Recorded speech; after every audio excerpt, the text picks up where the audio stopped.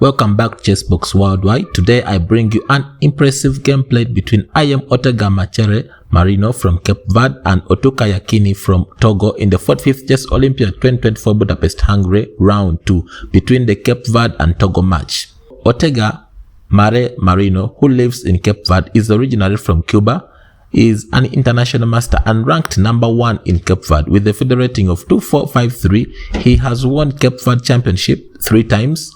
Ortega won the 2022 Zone 4.2 Individual Chess Championship, which qualified him to play in the 2022 Shuja Challenger Chess Championship, which took place in Arab Emirates, UAE. While Tchouka Yakini is a chess player from Togo who is ranked number 1, and he won the 2020 Togo National Chess Championship with 5.5 out of 6 rounds, unbeaten amid his 22 players who took part in the tournament. He went on to win Van der Kool tournament in 2021 with an impressive 7.5 out of 8 rounds, and he went on to represent Togo in the FIDE Chess Olympiad Budapest Hungary in 2024. Let's begin the game.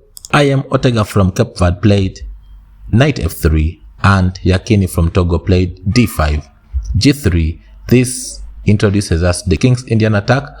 Knight comes to f6, bishop g2, e6, short castling, bishop comes to e7, planning to go for short castling, d3, and short castling. We see knight b d2, prepare to either go ahead and push e4 or c4 depending on the situation, b6, putting the bishop on b7 and taking control of the diagonal as you can see on your screen, e4, and in this position c5 should have been considered. For example, after pawn c5 we would see rook e1, knight comes to c6, e5, knight d7, and you can see that the queen would come with c7 and attack. Pawn c4 would be anticipated, bring the knight to sit on e4. All these are moves which would have been anticipated, but after e4 we see d takes e4, d takes e4, then we see bishop comes to b7, putting an eye on the pawn which is on e4. Then we see pawn comes to e5. The knight has 2 squares to go to, either knight comes to d7 or knight comes to e4. But in case of knight e4, then we would see knight comes to c4,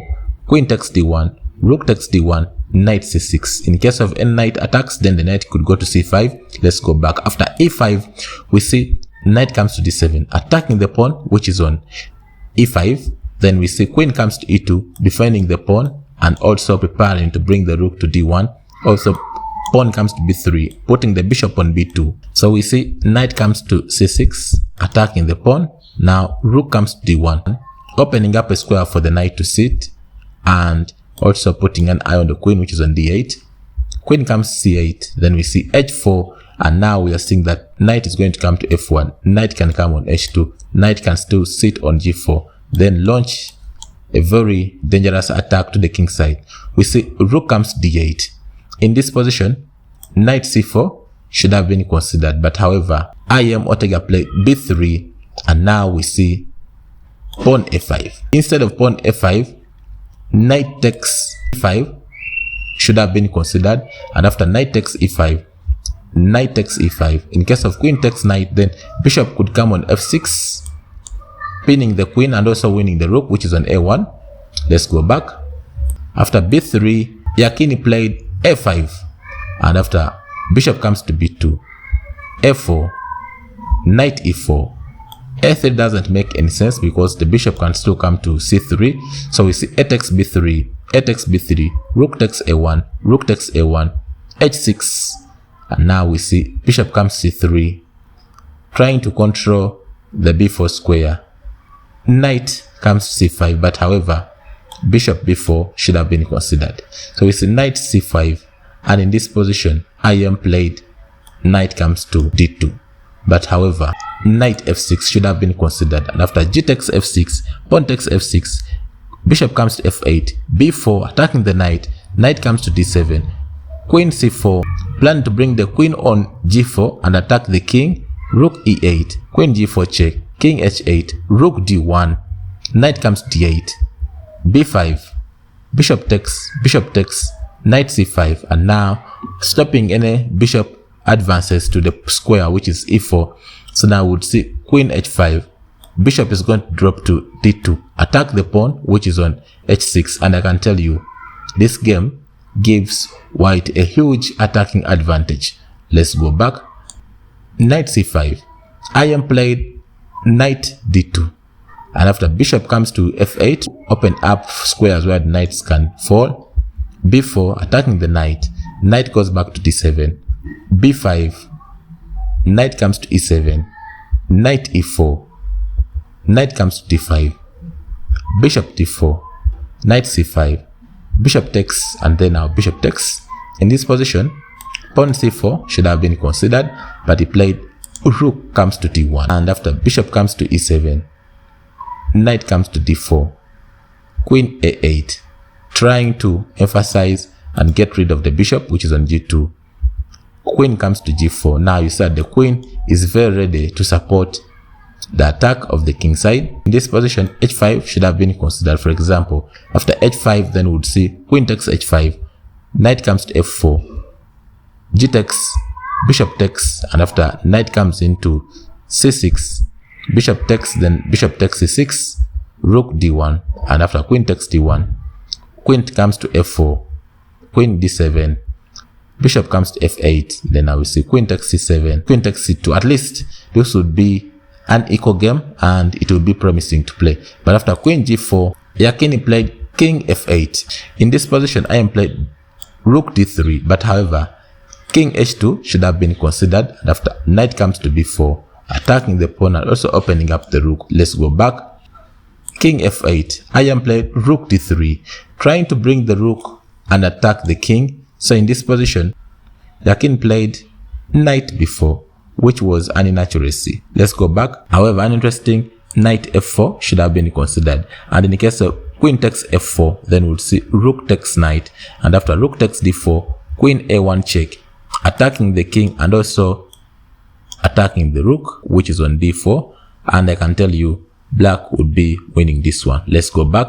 After rook d3, Yakini played knight comes to b4, attacking the rook and also opening up for the bishop.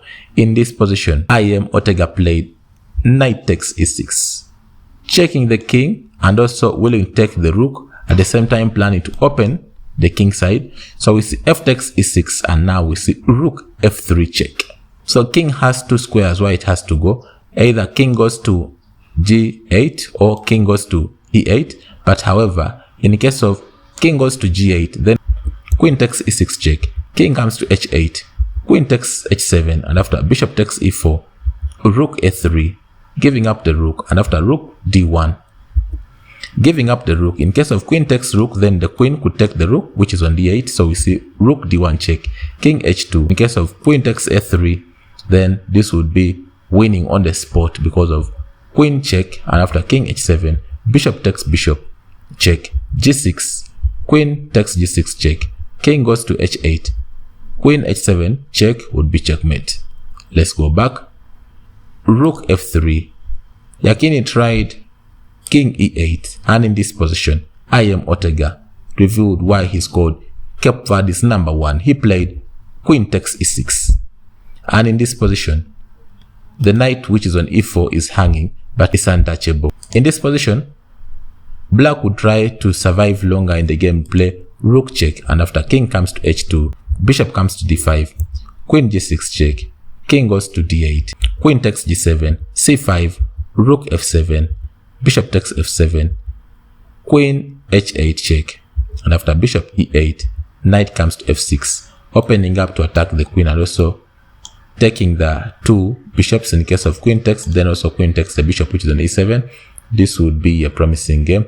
But however, after queen takes e6, Yakini played bishop takes e4, which was a pure blunder, and revealed the reason why it is a blunder. He played rook f7, threatening checkmate in 1, and after rook d7, defending the bishop on e7, rook takes g7, rook comes to j checkmate in 1, and he played queen a1 check, and after king h2, Yakini resigned the game because of the unstoppable mate which was going to occur, rook g8 check, and it means the bishop can't go back because it's pinned. The queen is cutting off all these diagonals. Yakini resigned the game and Ortega became victorious. Thank you for watching, and I wish you the best of luck in your games.